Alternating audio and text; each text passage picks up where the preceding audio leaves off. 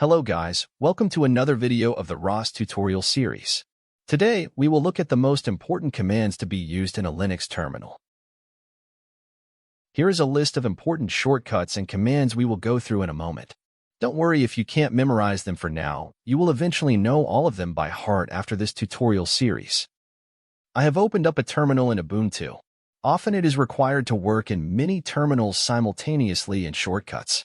With CTRL N, I can open a new terminal window, and with CTRL T, I can open a new tab. Now let us look at important commands we will use frequently. We start with pwd, which shows the current working directory. As we can see from executing this command, we currently are in the home/roborapid folder. With the ls command, we can have a look at a list of documents and folders in this directory. If we want to have a look at hidden files, we can use the ls command with an a additionally. Now let us go into one of the directories listed. With the cd command, we go into the documents folder, for example. As we can see, this folder is empty. With the make directory command, short mkdir, we create a new directory. In this example, I name it example folder. In this example folder, I create a new file called example file. I use the touch command for that.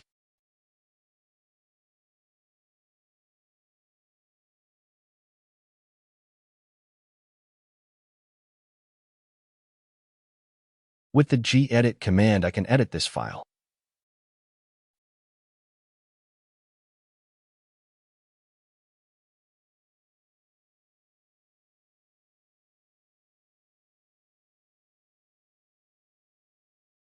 After closing it, I go back to the Documents folder by using the cd command, but this time I add 2 dots to the command.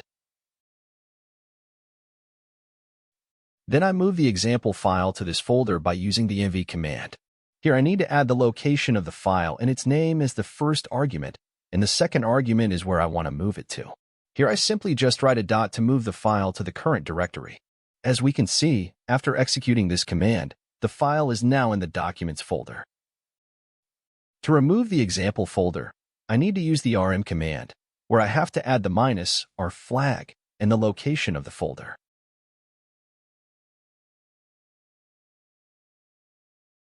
To remove the file, I simply use the rm command without the flag. We can see that the Documents folder is now empty again.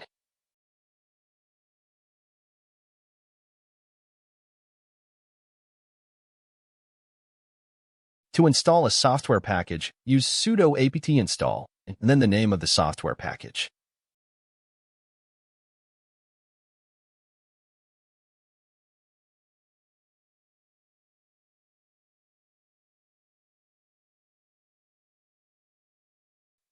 You can use the clear command if you want to clear your terminal from previous executed commands.